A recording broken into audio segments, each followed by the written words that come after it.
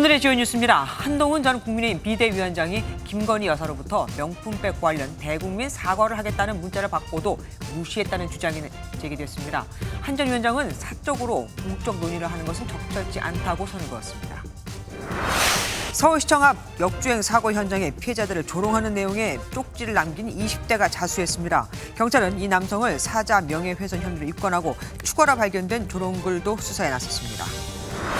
지난 1월 이재명 전 더불어민주당 대표를 흉기로 습격한 김모 씨가 징역 15년을 선고받았습니다.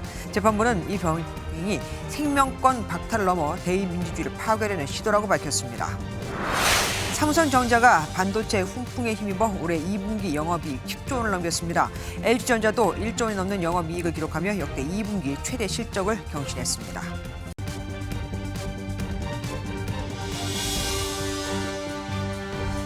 영부인 문자를 읽고 답하지 않았다. 정치권은 오늘 하루 종일 이 논란으로 뜨거웠습니다. 지난 1월 김건희 여사가 한동훈 전 위원장에게 명품 가방 의혹과 관련해 대국민 사과를 포함한 그 어떤 처분도 받아들이겠다는 취지의 문자를 5차례나 보냈는데 한 전 위원장이 이를 모두 무시했다는 주장이 나왔거든요. 하필 시기도 김 여사 명품 가방 의혹 대응을 두고 윤한 갈등이 극에 달아있을 때였죠. 문자를 받고 며칠 뒤엔 이관섭 당시 대통령실 비서실장이 한 전 위원장과 만나 윤 대통령의 한 전 위원장 사퇴 요구 의중을 전달하기도 했었습니다. 그는 왜 5번이나 다 답하지 않았을까요? 한 전 위원장은 사적 방식은 적절하지 않다고 생각했다고 합니다. 6개월 전에 이런 얘기까지 나오면서 이제 친윤계의 공세가 본격화됐다는 분석이 나오는데 다른 당권 주자들도 가만히 있지 않았겠죠. 오늘 뉴스7 정태진 기자의 보도로 문을 열겠습니다. 한동훈 전 위원장이 김건희 여사의 명품백 관련 사과 문자와 전화를 5차례 이상 무시했다는 주장이 제기됐습니다. 지난 1월 초부터 21일 직전까지 김 여사는 당이 필요하다면 대국민 사과를 포함해 무엇이든 하겠다는 취지로 한 전 위원장에게 연락했고 한 전 위원장은 답을 하지 않았다는 겁니다. 이 시점 명품백 수수 의혹 대응을 두고 국민 눈높이를 주장한 한 전 위원장과 윤 대통령의 윤한 갈등이 극단으로 치달았던 때입니다. 한 여권 핵심 관계자는 MBN에 김 여사가 수차례 문자한 건 사실이라며 인간적 예의가 아주 없다. 우리 상식에 맞지 않는 사람이라 강하게 비판했습니다. 한 전 위원장은 왜 지금 시점에 그런 얘기가 나오는지 의아하다며 내용이 조금 다르다고 반박했습니다. 또 한 전 위원장은 문자가 오기 전부터 대통령실 공식 창구를 통해 사과가 필요하다는 의견을 여러 차례 전달했다고 덧붙였습니다. 집권당의 비상대책위원장과 영부인이 사적인 방식으로 공적이고 정무적인 논의를 하는 것이 적절하지 않다고 생각합니다. 당권 주자들은 한 전 위원장에게 일제히 해명과 사과를 요구했습니다. 한동훈 후보의 상당한 정치적 판단력의 미숙을 총선에 있어서 가장 중요한 이슈를 독단적으로 또 판단했다는 것. 영부인의 사과 의사를 묵살함으로써 결국 불리한 선거에 변곡점을 만들 수 있는 그 결정적인 시기를 놓침으로써 선거를 망치는데 오히려 김 여사하고의 어떤 차별화를 하려고 그런 게 아닌가 이런 강한 의구심도 들고요. 인간적으로 상상할 수가 없습니다. 한 전 위원장과 윤석열 대통령의 불화를 약한 고리로 파고들고 있는 친윤의 총공세가 시작됐다는 분석도 나옵니다. MBN 뉴스 정태진입니다.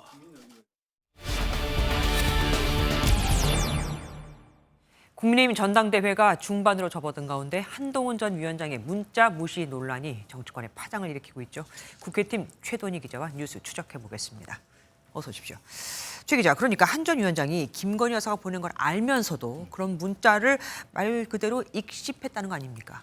네, 그렇습니다. 일단 정리해보면 해당 문자는 지난 1월 19일의 문자라는 게 한동훈 캠프 측 설명입니다. 한 번이 아니고 여러 차례 보냈다고도 했는데 우선 시점이 중요합니다.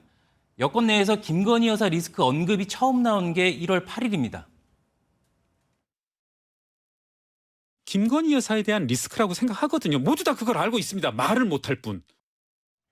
이후 또다시 프랑스 대혁명 당시 처형된 마리 앙뚜아네트에 비유하면서 논란이 커졌고요. 그때마다 한 전 위원장 이렇게 답했습니다. 다양한 의견이 가능한 곳입니다. 그리고 다양한 의견을 잘 듣겠습니다. 그 전후 과정에서 분명히 아쉬운 점이 있고 국민들께서 걱정하실 만한 부분이 있었다고 저도 생각합니다. 해당 문자는 다음 날 보내졌고 이틀 뒤엔 아시는 것처럼 대통령실이 한 전 위원장 사퇴를 요구했다는 이른바 윤한 갈등이 터진 겁니다. 당시 당 안팎에서 말이 많았어요. 네, 그렇습니다. 김건희 여사 리스크를 제기한 김경률 전 비대위원을 추천한 한 전 위원장에 대한 책임론이 번졌고요. 네. 이후 윤 대통령이 한 위원장에 대한 지지를 철회하고 거취 문제를 말했다는 친윤 의원이 발언이 나왔고 윤한 갈등이 수면 위로 떠오른 것도 바로 이때입니다. 김건희 여사 문자에 대해서 답을 하지 않았다는 게 왜 하필 지금 나온 걸까요? 표면적으로는 사과든 뭐든 어떻게든 하겠다는 영부인의 문자를 네. 여당 대표가 무시한 걸 두고 당 안팎에선 예의가 없다는 반응이 많았는데요. 중요한 건 지난 총선에서 여당 리스크에 대해 여당 대표가 무대응한 게 됐다는 겁니다. 총선 책임론이 부상하는 이유가 여기에 있습니다. 당시 비대위에 참여했던 당 관계자는 김건희 여사 리스크를 두고 내부에서 논란이 많았는데 당시 명확한 입장을 내려지지 않아 혼란스러웠다고 기억했습니다. 한 전 위원장은 여기에 대해서 뭐라고 얘기합니까? 일단 이 같은 의혹이 제기된 직후 한 전 위원장은 사실과 다르다는 입장을 거듭 강조하고 있습니다. 네. 문자 내용이 알려진 것과 달리 사과 용의가 있다가 아니라 사과가 어렵다는 내용이었고 또 당시 사과를 해야 한다는 뜻을 공식적으로 전달한 상황이었다고도 밝혔습니다. 다만 지금 이 시점에 왜 이런 얘기가 나오는지 의아하다며 제기 시점을 문제 삼기도 했습니다. 그러니까요. 왜 하필 지금일까요? 한동훈 대세론과 혹시 관련이 있는 걸까요? 단정할 수는 없지만 한 전 위원장에 대한 견제라는 해석이 많은 게 사실입니다. 선거 기간부터 줄곧 제기된 대통령과의 불화설, 그리고 총선 이후 제기된 총선 책임론 모두 이 반한 감정을 자극하는 이슈임에는 분명합니다. 그렇네요. 한 전 위원장을 향한 당권 주자들의 배신 프레임 공세와도 맥을 같이 하고 있고요. 네. 한동훈 캠프 핵심 관계자는 앞으로 한 전 위원장을 향한 견제와 공세가 더 거세질 것 같다면서도 당내 선거가 과열되는 게 과연 바람직한지는 않다고 우려를 표하기도 했습니다. 그러네요. 시점이 참 묘하긴 합니다. 지금까지 최도은이 기자와 함께했습니다. 여권이 이렇게 시끄러운 와중에 더불어민주당 이번엔 대통령 탄핵 청문회를 열겠다고 벼르고 있습니다. 윤석열 대통령 탄핵 청원에 동의한 사람이 100만 명을 훌쩍 넘었으니 이를 그냥 두고 보면 직무유기라면서 철저히 조사하겠다는 겁니다. 청문회는 이르면 이달 말쯤 시작될 것으로 보이는데 그 청문회에 그럼 대통령이 나와야 하는 걸까요? 장명훈 기자가 보도합니다. 지난 2주간 윤석열 대통령 탄핵안 발의 청원에 동의한 사람은 118만 명을 넘어섰습니다. 해당 국회 청원은 법제사법위원회 소관으로 법사위원장인 정청래 의원은 청문 절차를 진행하겠다고 공언했습니다. 윤석열 대통령 탄핵 청원도 국회법 제125조 청원 심사 보고 등을 규정한 법과 절차에 따라 진행될 예정입니다. 청문회 준비에 대한 구체적인 논의도 시작됐습니다. 법사위 청원심사 소위원장인 김용민 의원은 증인 채택 과정 등을 거쳐 이르면 이달 안에 청문회가 시작될 수 있을 것이라고 설명했습니다. 청원 소위에서 실질적으로 조사를 시작하거나 하려면은 아무래도 7월 넷째 주 이후부터나 가능할 것으로. 민주당 법사위원들은 소위원회에서 1차로 청문회를 열고 전체 회의로 넘겨 한 번 더 청문회를 가질 계획이라고 설명했습니다. 민주당의 뜻대로 국회 국민동의 청원 청문회가 열린다면 헌정사상 최초로 기록됩니다. MBN 뉴스 장명훈입니다. 대통령에 대한 탄핵 청문회를 검토하겠다는 민주당에 대해 홍준표 시장은 박근혜 탄핵 전야제처럼 흘러가는 것 같다며 우려했습니다. 여권에서는 일제히 탄핵은 여론 재판이 아니라면서 문재인 대통령에 대한 당시 탄핵 청원은 140만 명이 넘었었는데 왜 그때는 조치가 없었냐며 따졌습니다. 김태희 기자가 보도합니다. 민주당의 탄핵 밀어붙이기에 여권은 우려의 목소리를 내고 있습니다. 한 여권 관계자는 무엇을 근거로 대통령 탄핵 청원 청문회를 할 수 있는지 말이 되지 않는다고 따져 물었습니다. 당권 주자인 나경원 의원도 동조했습니다. 대통령 탄핵하자 그러고 뭐 이런 여러 가지를 보면요. 탄핵 청원을 주도해서 그걸 탄핵 청원안을 청문회를 하겠다든지 이런 걸 보면요. 사실 상상할 수 없는 일이. 홍준표 대구시장은 오늘 SNS에 박근혜 탄핵 전야제처럼 흘러가는 정국이 걱정스럽다고 우려했습니다. 거대 야당의 폭주, 일부 당대표 후보의 동조 등의 흐름이 또다시 광화문 촛불로 가는 서막 같다며 꼬집었습니다. 대통령실 관계자는 탄핵은 위법 사항이 뚜렷해야 하고 여론재판으로 할 수 있는 게 아니라고 정면 반박했습니다. 숫자가 중요한 것이라면 146만 명의 탄핵소추 청원을 받은 문재인 전 대통령도 진작에 탄핵당했어야 한다는 말이냐고 덧붙였습니다. 윤석열 대통령의 탄핵 청원이 118만 명을 넘긴 가운데 맞불 성격의 탄핵 반대 청원도 등장했습니다. MBN 뉴스 김태희입니다. 초유의 탄핵 청문회를 둘러싼 정치권 상황, 국회 출입하는 서영수 기자와 더 알아보겠습니다. 어서 오십시오. 국회에서 대통령 탄핵을 논의하는 청문회가 진행되는 거 저 본 적이 없는 것 같아요. 네, 그렇다 보니까 민주당 내에서도 성급하다는 의견이 나오는 게 사실입니다. 네. 당 지도부의 한 의원은 청문회에서 구체적인 성과가 없을 경우엔 역풍이 불 가능성이 있다고 우려했는데요. 네. 또 다른 지도부의 의원은 당 자체 여론조사를 보면 중도층에서도 탄핵 청문회에 찬성하는 여론이 더 높은 것으로 나타났다며 추진 필요성을 강조했습니다. 당 내에서도 상당수의 의원들이 검찰 정권에 맞서 국회의 권한을 최대한 활용하는 게 필요하다는 점에 공감대를 형성한 분위기입니다. 잠자고 있던 국회법 조항을 흔들어 깨워서 국회법에 생기를 불어넣겠습니다. 그러니까 민주당 의지만으로도 이 청문회를 열 수 있게 되는 겁니다. 아무래도 누가 증인으로 채택될지가 가장 관심일 텐데 윤석열 대통령 부부 혹시 나올 수 있을까요? 결론부터 말씀드리면 윤 대통령 부부가 청문회장에 나타날 가능성은 거의 없는 것으로 보여집니다. 네.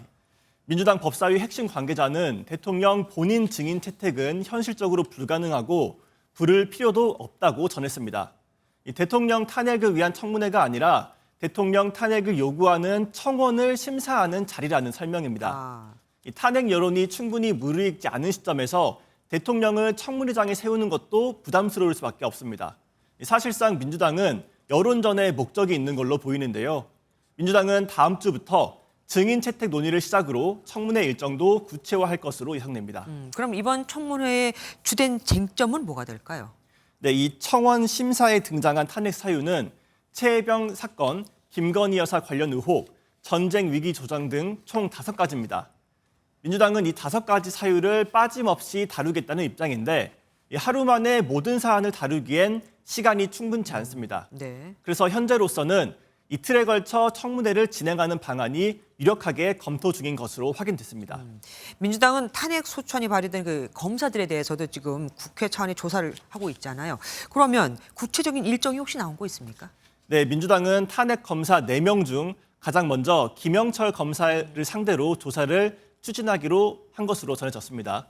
김 검사는 국정농단 특검 때 장시호 씨와 뒷거래를 했다는 의혹을 받고 있습니다. 네. 민주당은 다음 주 법사위 전체 회의에서 청문회 계획서를 채택해 7월 중순에 첫 조사를 진행한다는 계획인데요. 나머지 3명의 검사에 대해서도 순차적으로 조사를 추진해서 해당 검사들이 저지른 비위를 국민들에게 적극 알린다는 방식입니다. 하지만 조금 전 민주당 곽상원 의원이 검사 4명 중 1명에 대해선 탄핵 여부를 판단하기에 불충분해서 기권했다는 그런 입장문을 밝혔는데요. 네. 당론과는 다른 입장문이기도 합니다. 그래서 이 검사 탄핵 조사와 탄핵 청원 청문회를 둘러싸고 국민의힘에서도 거센 반발이 예상되고 있는 만큼 여야 충돌이 더욱 격해질 것으로 보입니다. 예, 지금까지 서영수 기자와 함께했습니다. 고맙습니다. 민주당이 추진하는 검사 탄핵에 대해 이원석 검찰총장이 연일 강도 높은 비판을 쏟아내고 있습니다. 오직 한 사람을 지키려는 방탄 탄핵이라며 이번엔 이재명 전 대표를 대놓고 겨누었죠. 또 탄핵에 불법적인 면이 있다면서 법적 대응도 시사했습니다. 박은채 기자입니다. 이원석 총장이 출근길에 기자들과 만나 검사 탄핵에 물러서지 않겠다며 이재명 전 더불어민주당 대표를 직격했습니다. 사법을 방해하는 것이고 그리고 절차를 방해하고 지연해서 오직 한 사람을 지키려고 하는 방탄 탄핵입니다. 민주당의 탄핵 추진은 직권 남용이라며 향후 법적 대응 가능성도 시사했습니다.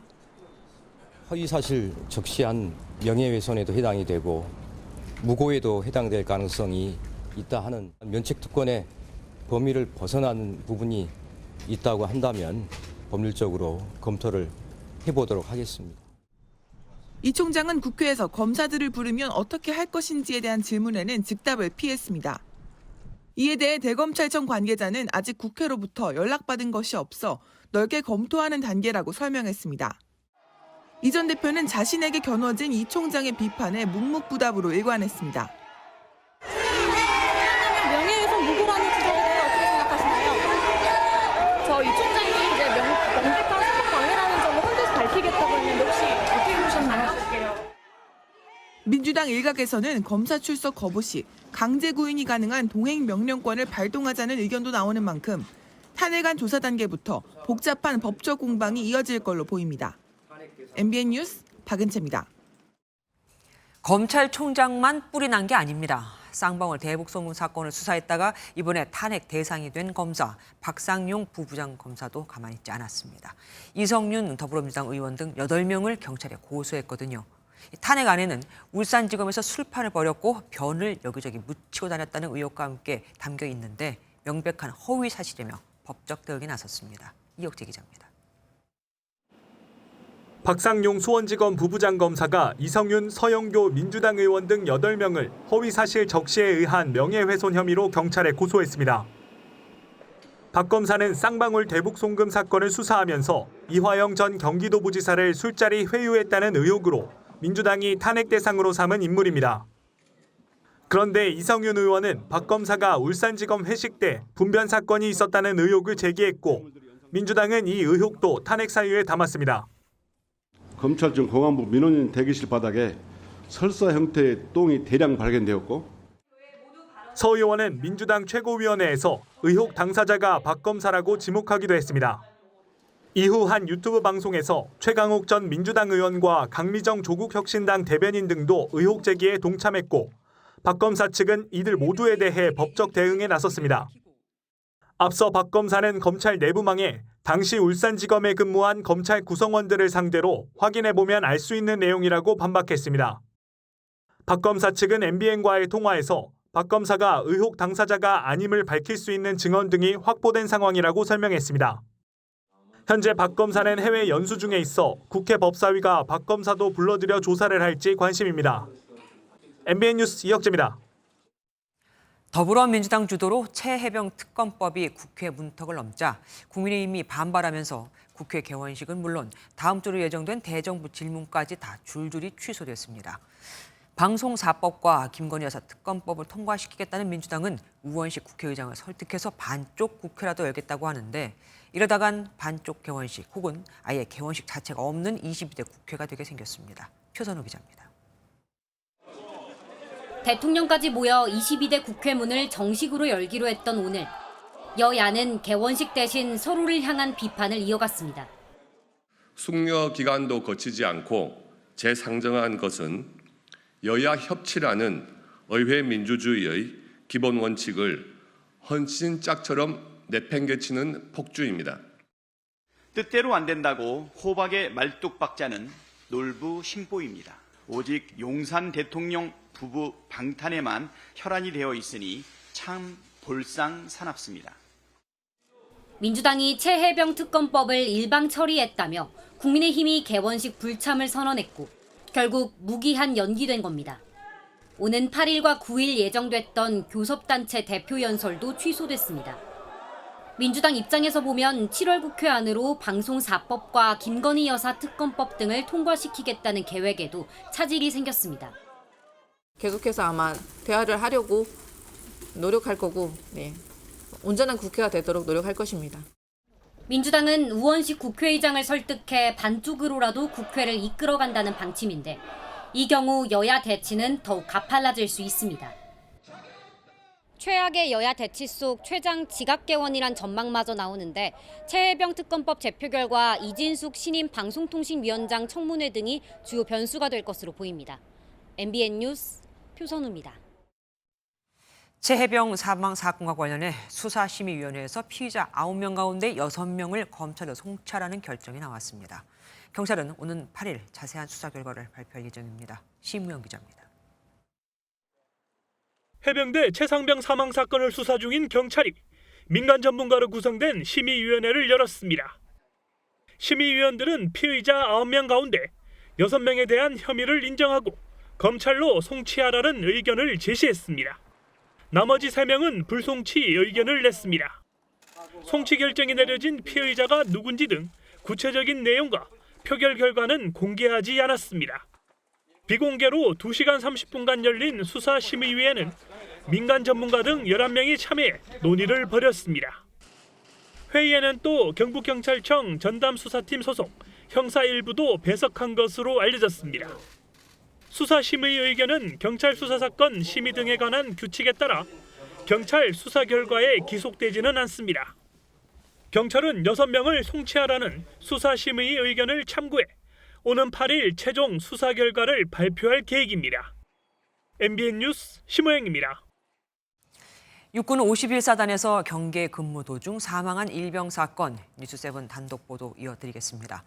앞서 일병이 숨지기 전 선임병들의 압존법, 암기 강요와 욕설이 있었던 정황 전해드렸었는데요. 초기에 사건을 자체 종결하려던 군사경찰이 결국 이번 사건을 민간경찰에 이첩한 것으로 확인됐습니다. 병영 부조리가 일병의 사망과 연결이 돼 있다고 판단한 겁니다.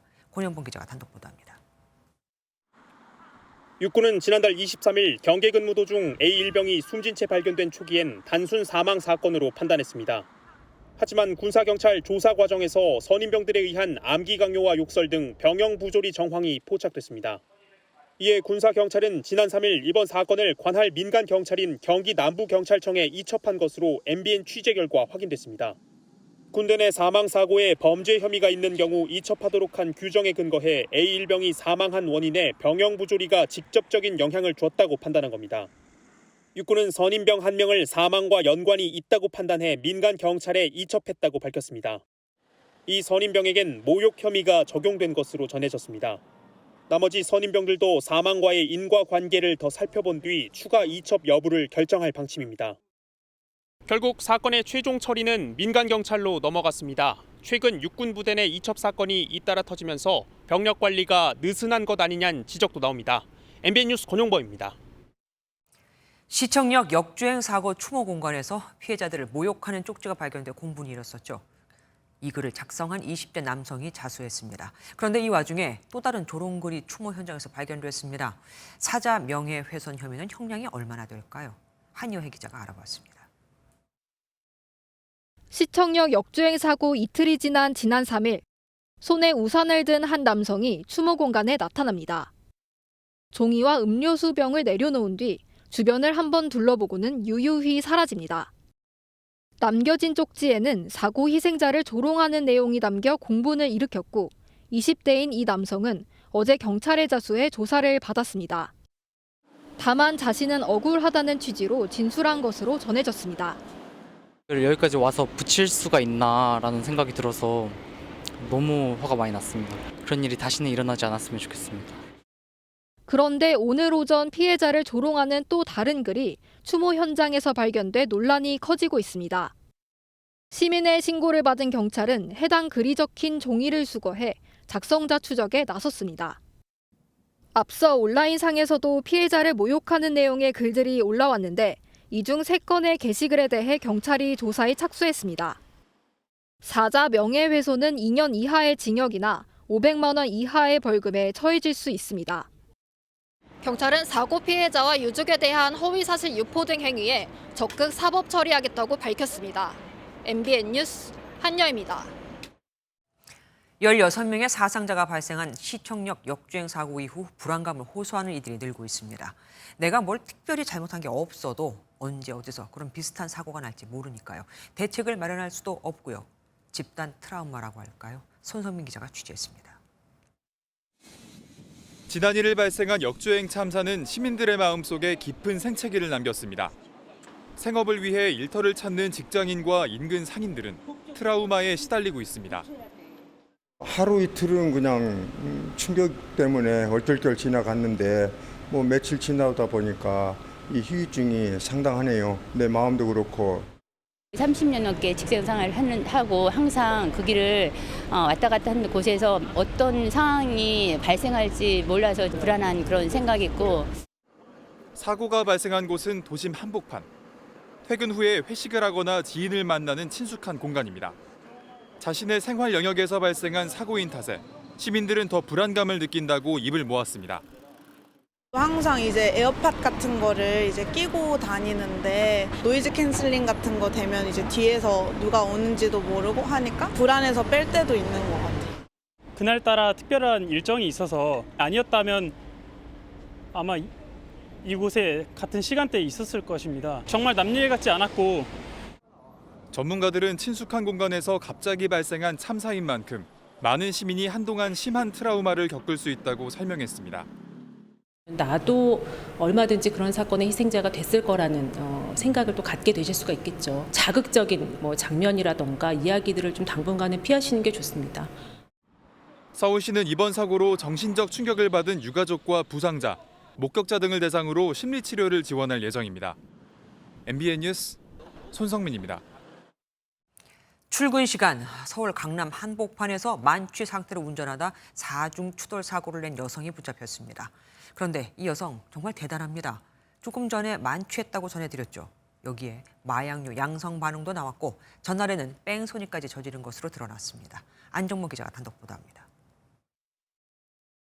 차선을 변경하던 SUV 차량 한 대가 승용차를 들이받습니다.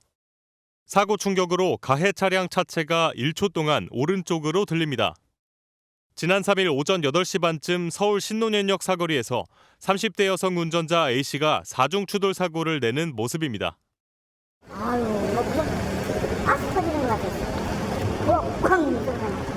젊은 분이 여자분이 이렇게 나오더라고요. 아침에 출근하는 사람 다 같이 A씨는 혈중 알코올 농도 0.1%를 넘는 만취 상태였던 것으로 조사됐는데 간이시약 검사 결과 향정신성 의약품 양성 반응이 나온 것으로 전해졌습니다. 그런데 MBN 취재 결과 A씨는 지난 2일 오전 8시 35분쯤 서울 역삼동에서 뺑소니 사고를 낸 것으로 드러났습니다. 당시 A씨의 차량은 중앙선을 가로질러 골목으로 진입했다가 사고가 난 것으로 파악됐습니다. 차량은 이렇게 주차된 오토바이를 들이받아 넘어뜨렸는데요. 넘어진 오토바이가 앞에 서 있던 행인을 덮쳤습니다. 경찰이 도착했지만 A씨는 이미 현장을 빠져나간 뒤였는데 하루 만에 또다시 사고를 내면서 덜미를 잡혔습니다. 서울 수서경찰서는 운전자 A씨를 특가법상 도주치상 등 혐의로 불구속 입건하고 A씨가 뺑소니 당시에도 음주나 마약 투약 상태에서 운전대를 잡았는지 등 자세한 사건 경위를 조사할 방침입니다. MBN 뉴스 안정모입니다. 지난 1월 이재명 전 더불어민주당 대표를 흉기로 습격한 60대 남성에게 1심에서 징역 15년이 선고됐습니다. 재판부는 이번 범행이 대의 민주주의에 대한 중대한 도전이자 파괴의 시도라며 엄벌의 필요성을 강조했습니다. 박상호 기자입니다. 올해 초 부산 가덕도를 찾은 이재명 대표를 흉기로 습격한 60대 김모 씨.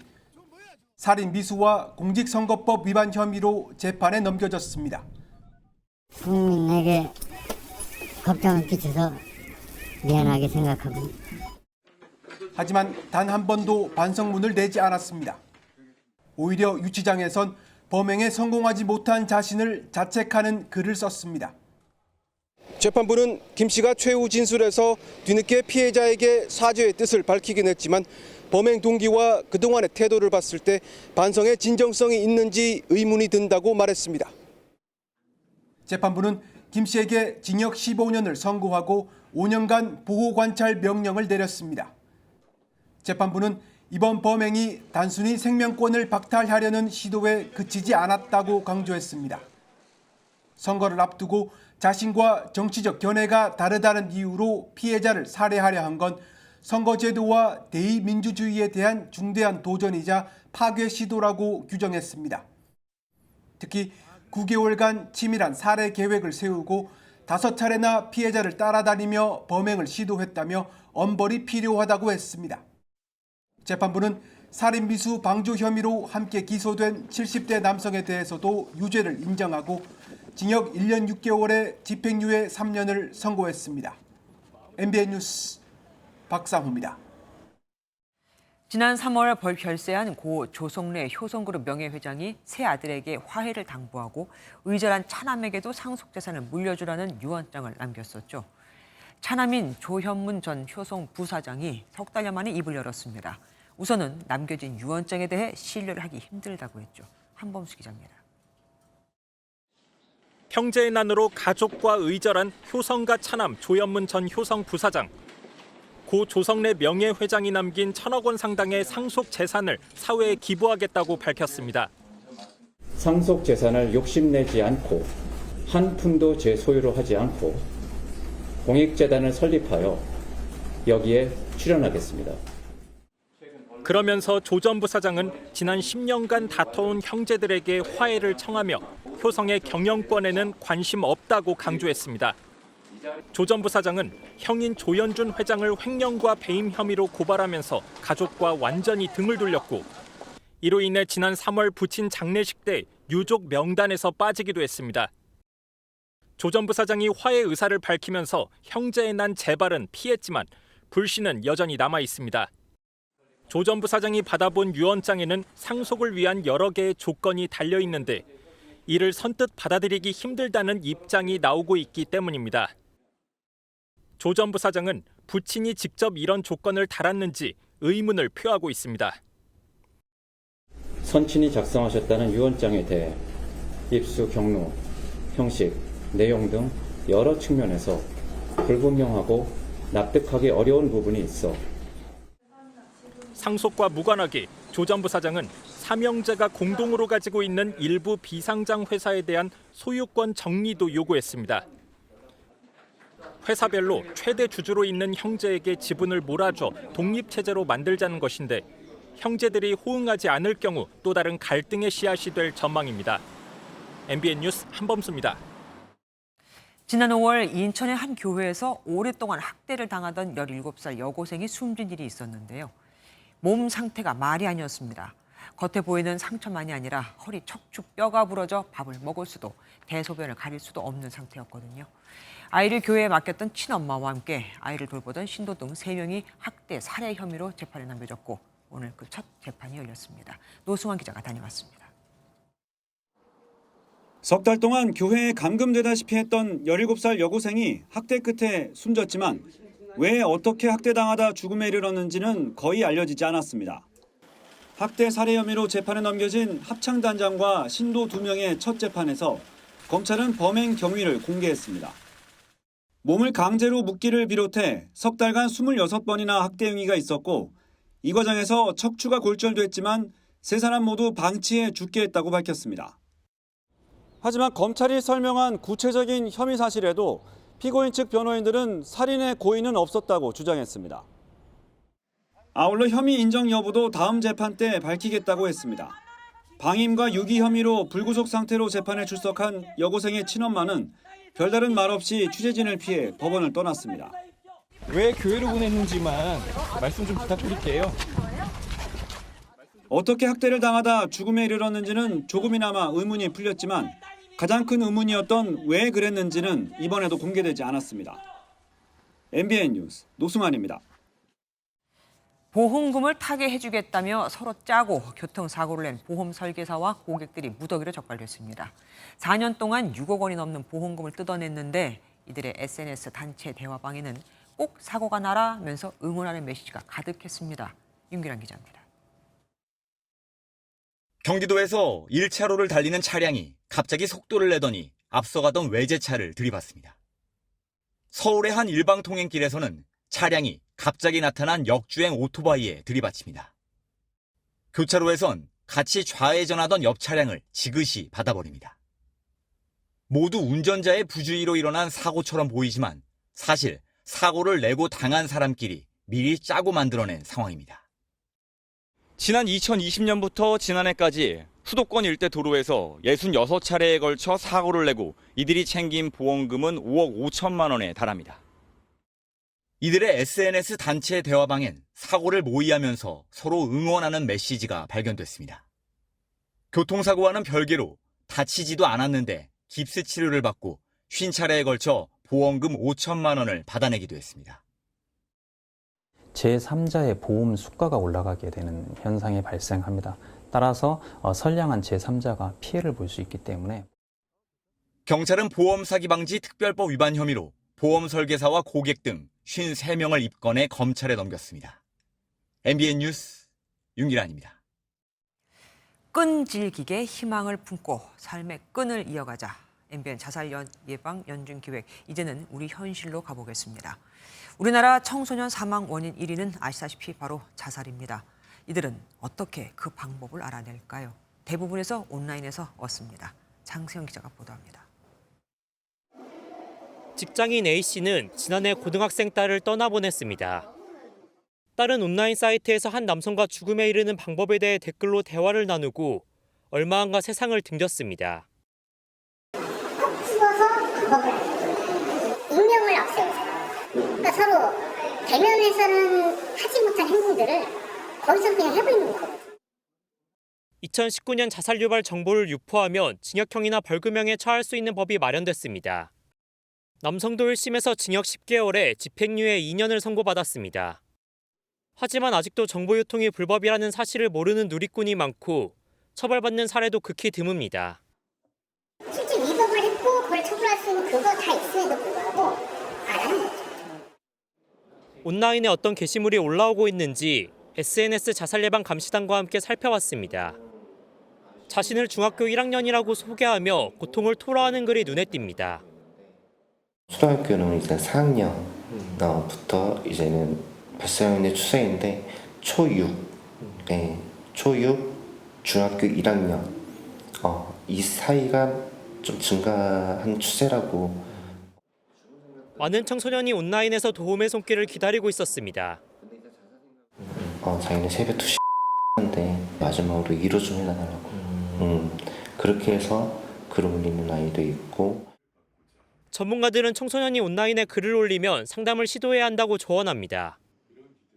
죽고 싶다는 글을 쓰는 사람의 마음의 한편에는 분명히 살고 싶다는 외침이 있습니다.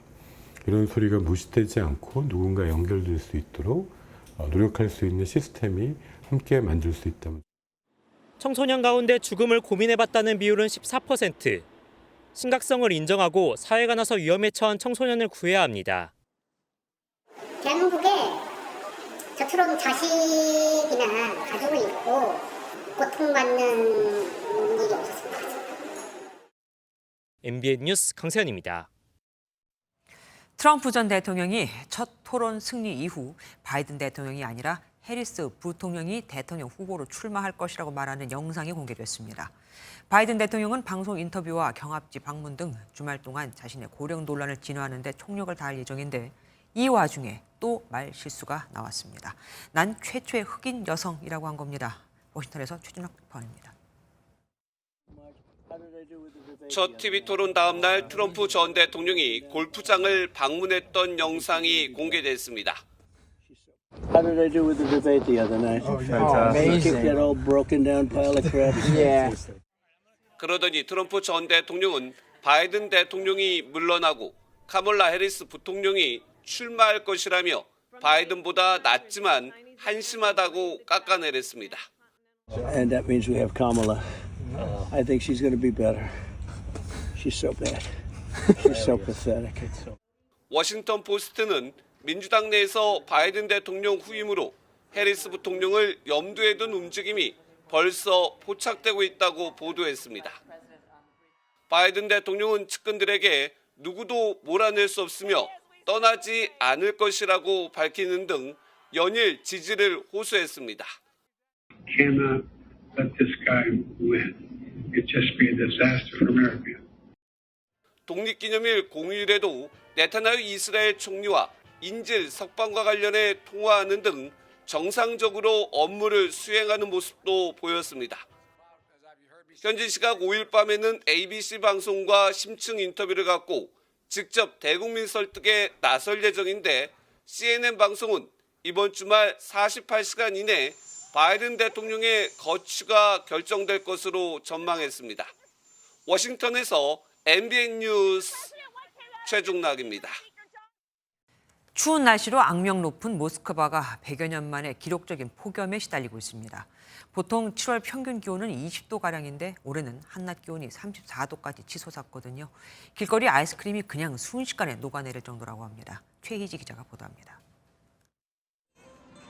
한낮 기온 40도의 기록적인 폭염에 아이스크림이 순식간에 녹아내립니다. 더위를 식히려고 도로 곳곳에 살수차를 배치해 연신 물을 뿌립니다. 사람들은 분수대로 모여 물을 적시고 머리카락이 젖도록 세수하며 더위를 식힙니다. Аномально жаркая погода в Москве. Плюс 32, да? Да, вот. 폭한으로 악명 높은 러시아 수도 모스크바에 기록적인 폭염이 찾아왔습니다. 보통 7월 낮 기온은 20도 수준인데 이달에는 이미 낮 최고 기온이 30도를 넘었습니다. 지난 3일에는 32도까지 치솟아 역대 같은 날 최고 기온을 134년 만에 경신했습니다. 어제도 34도까지 치솟아 올해 최고 기온을 기록했습니다. 혹한기 영하 40도를 기록하는 모스크바 날씨를 고려하면 70도 이상의 연교차입니다. Жара, скажется, замечательно. Погода шепчет. Она шепчет, надо идти на пляж. Значит, надо идти на пляж. Идите и гуляйте.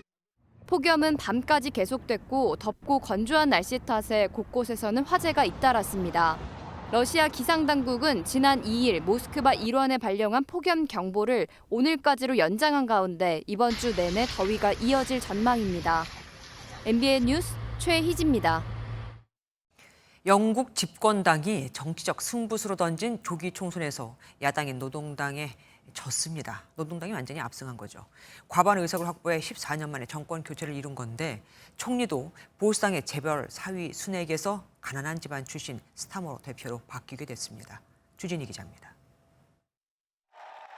영국의 제1야당인 노동당이 과반 확보에 필요한 매직 넘버 326석을 훌쩍 넘겼습니다. We did it! You voted for it, and now it has arrived. Change begins now. 반면 리시 수넥 총리가 이끄는 집권 보수당은 창당 190년 만에 최악의 성적표를 받게 됐습니다. And something needs to change. And actually, I really like Keir Starmer being the NHS. I think that's the kind of key area that he needs to look at. 치과에 가기 어려워서 펜치로 스스로 이빨을 뽑을 정도인 영국판 공공의료 붕괴, 경제난, 불법 이민 등이 정권 교체의 원인으로 뽑힙니다. 여기에 존슨 전 총리의 파티게이트 등 보수당 스캔들이 기름을 부었다는 평가입니다. And I have called Sir Keir Starmer to congratulate him on his victory. Today, power will change hands in a peaceful and orderly manner before I leave the job of Prime Minister, to which I have given my all. 재벌 사위인 수넥 총리와 달리 차기 영국 총리인 스타머 대표는 가끔은 전기가 끊길 정도로 가난한 노동자 가정에서 태어났습니다. 가족 중에서는 처음으로 대학에 진학해 검찰총장을 거쳐서 늦은 나이에 정치에 입문해 총리에까지 오른 겁니다. 토니 블레어 전 총리에 이어서 노동당에서 두 번째로 역대급 대승을 이룬 스타머 대표 앞에는 의료 붕괴 등 풀어야 할 과제가 산적했다는 평가입니다. MBN 뉴스 주유진입니다. 삼성전자가 반도체 훈풍에 힘입어 올해 2분기 10조 원이 넘는 영업이익을 냈습니다. LG전자도 역대 2분기 최대 실적을 새로 썼죠. 덕분에 코스피도 연중 최고치를 경신했습니다. 정설민 기자입니다. 삼성전자 2분기 영업이익이 7분기 만에 10조 원을 넘어서며 10조 4천억 원을 기록했습니다. 반도체 한파를 겪었던 지난해 2분기보다 15배 가까이 증가하며 깜짝 실적을 거뒀습니다. AI 시장의 성장으로 반도체 훈풍이 불면서 주력 사업인 메모리 반도체가 전체 실적을 이끌었습니다. 제일 큰 부분은 아무래도 메모리 반도체 단가가 안정화된 부분, 그리고 두 번째는 많이 위축되었던 글로벌 시장 수요 자체가 조금씩 풀리면서 하반기 실적은 엔비디아 납품을 위한 HBM 품질 테스트 결과가 가를 전망입니다. 삼성전자 반도체 수장에 오른 전영현 부회장이 HBM 개발팀까지 신설해 총력을 기울이는 이유입니다. LG전자도 역대 2분기 최대 실적을 새로 썼습니다. 2분기 기준으로 영업이익이 1조 원을 넘은 건 이번이 처음입니다. 에어컨을 비롯해 주력인 생활 가전과 B2B 등 신사업이 모두 성장 가도를 달린 덕분입니다. B2C에서 B2B로 가는 사업 방향의 전환이 이번 실적 개선에 가장 큰 영향을 미친 것 같습니다. 특히 이제 B2B 사업은 매출과 영업이 굉장히 안정적이죠. 삼성전자와 LG전자의 호실적 발표에 힘입어 코스피는 연중 최고치를 경신하며 2,860선에 마감했습니다. MBN 뉴스 정세민입니다. 국민소득 5만 달러, 인구 5천만 명, 세계 5대 경제 강국을 향한 MBN 특별기획 555 이어드리겠습니다. 집은 단순한 거주 공간을 넘어 경제적 안정을 위한 중요한 자산이죠. 경기 침체 속에 1년 새 47만 개의 청약 통장이 해지됐다는 뉴스 얼마 전 전해드렸었는데 어쩌죠? 최근 다시 수도권 분양시장에 돌풍이 불고 있습니다. 외면됐던 청약 통장 활용법, 최윤영 기자가 알아봤습니다. 지금 청약통장 가지고 있습니다. 미래를 위해 혹시나 하는 마음에 가입은 했지만 과연 이게 될 수 있을지. 30년 넘었어요. 두 개인데 하나는 살리고 하나는 없애고. 청약통장 가입자 수는 지난 5월 말 기준 2,693만 명입니다. 1년 새 47만 개 가까이 줄어든 수치입니다. 금리는 높고 원자재값 상승 등으로 아파트 분양가가 높아지다 보니 청약에 도전하기 쉽지 않다는 판단 때문으로 보입니다. 그런데 최근 수도권 아파트 청약 시장은 다시 뜨거워졌습니다. 지난 주말 과천의 한 아파트 모델하우스입니다. 방문객들 줄은 건물을 둘러싸고 도로까지 이어졌습니다. 1순위 청약에는 10만여 명이 몰려 평균 경쟁률 228대 1을 기록했습니다. 분양가 상한제로 이제 적용이 됐기 때문에 주변 시세보다 분양가가 저렴하다는 부분이 이제 소비자들한테 많이 이제 만족을. 같은 날 청약을 받은 서울 마포의 이 아파트는 분양가가 3.3제곱미터당 5천만 원이 넘었는데도 경쟁률은 163대 1을 기록했습니다. 방문객들이 어느 평형의 사람들이 조금 관심이 없는지 많이 물어보시거든요. 왜 그런 거죠? 일단 그렇게 해야 당첨의 확률이 높겠다. 전세값이 1년 넘게 오르고 매매값도 같이 상승하자 분양시장에 관심이 돌아온 겁니다. 전문가들은 바뀐 정부 청약 정책에 따라 무주택자와 신혼부부 2자녀 이상이라면 청약통장을 보유하고 관심을 가지라고 조언합니다. 여기에 청약통장 금리도 최근 4% 중반까지 높아졌습니다. 생애 주기에 맞춰서 결혼이라든지 또는 출산을 앞두신 분들 같은 경우는 최근 바뀐 제도를 활용해서 통장을 유지를 하는 게 좋지 않겠냐. 단순히 민간주택만 바라볼 게 아니라 또 공공주택도 열려 있다 보니까. 하반기 서울 강남과 경기 고양, 검단, 동탄 등의 분양이 예고돼 있어 관심이 높을 것으로 예상되는 가운데 들뜬 분위기에 통장을 쓰기보다는 본인 상황에 맞는 옥석 가리기는 필요해 보입니다. MBN 뉴스 최인영입니다. 다음 달부터 가스요금이 오릅니다. 가스공사는 보도자료를 통해 4인 가구 기준 한 달에 3,770원이 오른다고 했는데 맞는 걸까요? MBN이 따져봤더니 실제로는 한 달에 5,440원이나 오르는 것으로 나타났습니다. 왜 이렇게 차이가 큰 걸까요? 이혁근 기자가 단독 보도합니다. 지난해 5월 정부는 가스요금 인상을 발표했습니다. 가스요금도 내일부터 메가줄당 1.04원을 인상하고자 합니다. 이는 4인 가구 한 달 가스 사용량을 3,861메가주일이라고 가정할 때 월 가스 요금이 약 4,400원 증가하는 수준입니다. 1년 만에 한국가스공사는 또다시 가스요금을 올렸습니다. 인상 금액은 메가줄당 1.41원, 작년보다 큰 폭입니다. 그런데 4인 가구 한 달 가스요금은 3,770원밖에 오르지 않는다고 설명했습니다. 인상폭은 더 큰데 정작 가스요금은 덜 오르는 셈입니다. 이유는 월 평균 가스 사용량의 인용 기준이 다른 데 있었습니다. MBN 취재 결과 4인 가구의 한 달 가스 사용량을 지난해 산업장관은 3,861메가줄로 올해 가스공사는 2,431메가줄로 계산했습니다. 산업장관은 도시가스협회의 자료를 인용했고 가스공사는 에너지 총조사 자료를 사용한 겁니다. 월 사용량을 지난해와 같은 3,861메가줄로 계산하면 인상액은 월 5,440원으로 가스공사 발표액보다 1,670원이 더 많습니다.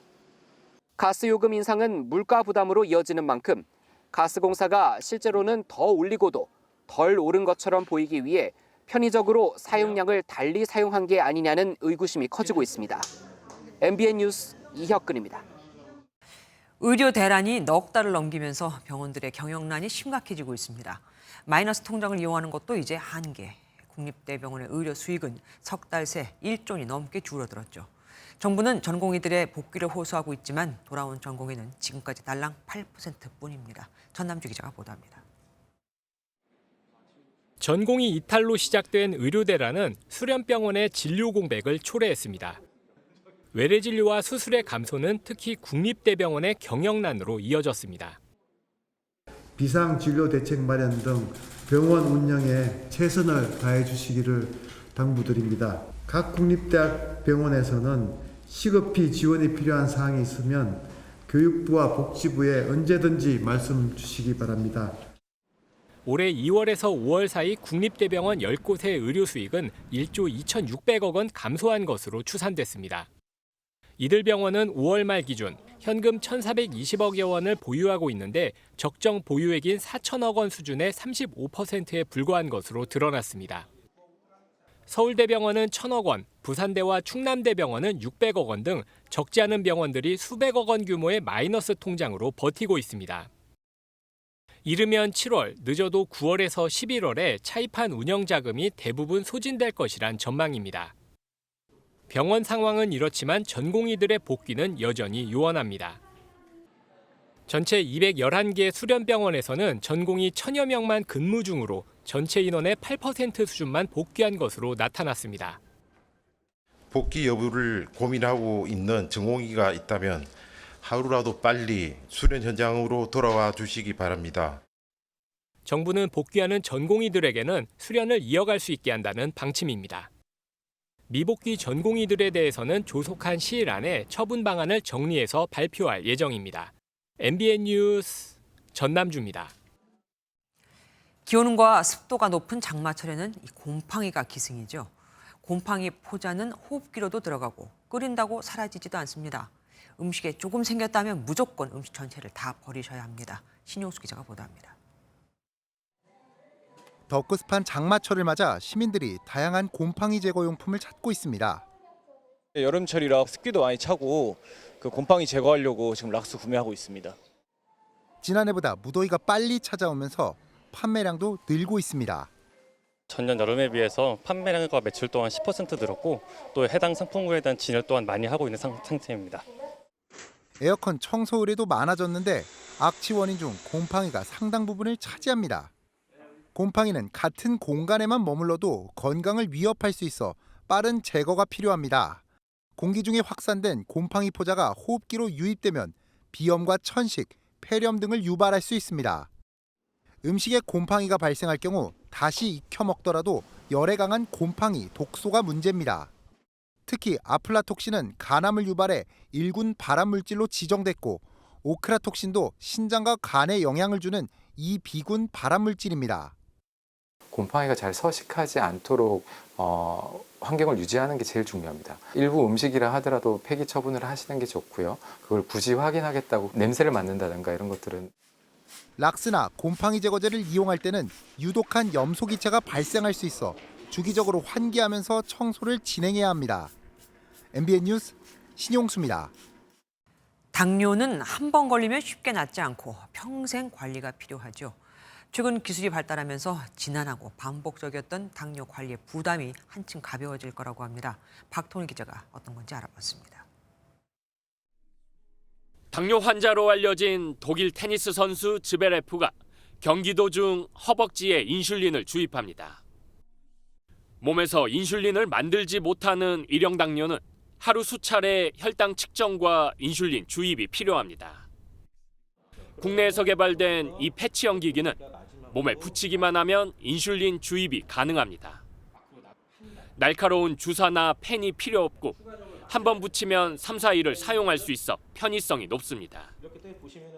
스마트폰만으로 조작할 수 있어 병력 노출을 꺼리는 환자나 활동량이 많은 소아 환자에 유용합니다.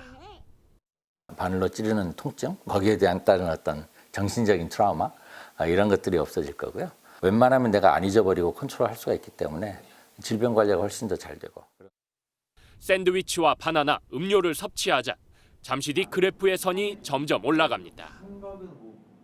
팔뚝에 붙인 연속 혈당 측정기가 측정하는 체내 혈당 수치는 실시간 확인이 가능합니다. 체열침으로 피를 뽑는 번거로운 과정이 필요 없을 뿐더러 특정 음식이나 습관에 반응하는 혈당 변화도 체크할 수 있습니다. 여기에 음식물을 탐지하는 AI 기술 등을 접목해 비만이나 과체중 관리 등 전반적인 건강 솔루션을 제공합니다. 입력을 쉽게 하실 수 있는 이런 생활습관 기록의 툴을 만들었기 때문에 건강 증진에 이용하실 수 있을 거라고 생각합니다. 평생 관리가 필요한 만큼 꾸준한 기기 이용이 필요하지만 비싼 가격으로 인한 비용 부담은 풀어야 할 숙제입니다. MBN 뉴스 박통일입니다. 스포츠 뉴스입니다. 프로야구가 42년 역사상 처음으로 전반기 관중 600만 시대를 열었습니다. 볼거리는 기본, 먹거리에 즐길 거리까지 팬들의 오감을 만족시킨 덕분이라고 하는데요. 신영빈 기자가 취재했습니다. 잠실야구장의 명물 김치말이 국수를 들이켜는 사람들. 시원한 맛을 보기 위해 줄을 서는 것도 마다하지 않습니다. 여기 몇 분 서 있었지? 20분 정도? 고척의 크림새우나 문학의 빙수처럼 구장별로 입소문을 탄 먹거리를 섭렵하는 건 야구 관람 필수 코스입니다. 구장마다 맛있는 음식 먹으러 다니고 하는 게 저희도 롯데 팬인데 잠실까지 오게 하는 그런 힘이 되지 않나 생각. 배를 채웠다면 유니폼을 입고 SNS에 직관 인증샷을 올리는 게 야구 팬들의 즐거움. 망곰이나 짱구처럼 인기 캐릭터가 그려진 유니폼들은 내놓기 무섭게 품절입니다. 귀여운 콜라보 나올 때마다 그 굿즈 최대한 사려고 하고 있고 앞으로 구단들에서 많이 해주셨으면 좋겠습니다. 즐길 거리를 강화한 프로야구가 보는 스포츠를 넘어 복합 문화산업으로 진화하고 있습니다. 혹시 KBO 선수 카드 있을까요? 없어요. 예, 알겠습니다. 지난달 한 편의점이 출시한 KBO 프로야구 선수 카드는 100만 장이 사흘 만에 완판됐고 부랴부랴 내놓은 2차 판매분도 품귀 현상입니다. 네, 이게 매장별로 지금 카드 재고를 보여주는 화면인데요. 보시면은 다 0으로 돼 있잖아요. 아이돌 팬이 포토카드를 모으듯 야구 팬들에게도 수집 욕구를 불태울 덕질의 신세계가 열린 겁니다. 워낙에 지금 구하기 힘든 거기도 하고 그래가지고 이거를 구했을 때 오는 기쁨이 있고 제가 원하는 팀의 선수가 나오면은 되게 성취감이 있는 거예요. 팬들의 오감을 충족시키며 사상 최초로 전반기 600만 관중을 돌파한 프로야구. 고물가 시대의 가성비 엔터테인먼트란 찬사 속에 사상 첫 1000만 관중 시대를 향해 나아가고 있습니다. MBN 뉴스 신영빈입니다. 장맛비가 주춤하는 사이 폭염특보가 확대됐습니다. 오늘 광주 전남 지역으로는 폭염경보로 특보가 강화됐고요. 중부지방으로도 폭염주의보가 확대된 가운데 내일도 체감온도 33도 안팎의 무더위가 찾아오겠습니다. 오는 주말에는 다시 곳곳에 비가 내리겠습니다. 내일은 주로 중부지방에, 모레는 충청과 남부지방에 비가 내리겠습니다. 모레까지 내리는 비의 양을 보시면 전북 서부 지역에 120mm 이상, 충남권에 100mm 이상, 서울에도 20에서 60mm의 비가 내리겠습니다. 내일 전국 하늘 흐리겠습니다. 중부지방 낮 기온은 서울이 29도, 대전 32도까지 올라서 무덥겠습니다. 강원 동해안과 남부로는 오늘 밤에도 열대야가 나타나겠습니다. 낮 기온은 전주와 광주가 33도, 대구 34도까지 오르겠고요. 습도가 높아서 마치 찌는 듯이 덥겠습니다. 당분간 정체전선의 영향으로 비가 길게 이어질 텐데요. 다음 주 중반에 중부지방의 비는 소강 상태에 드는 곳이 많겠습니다. 날씨였습니다.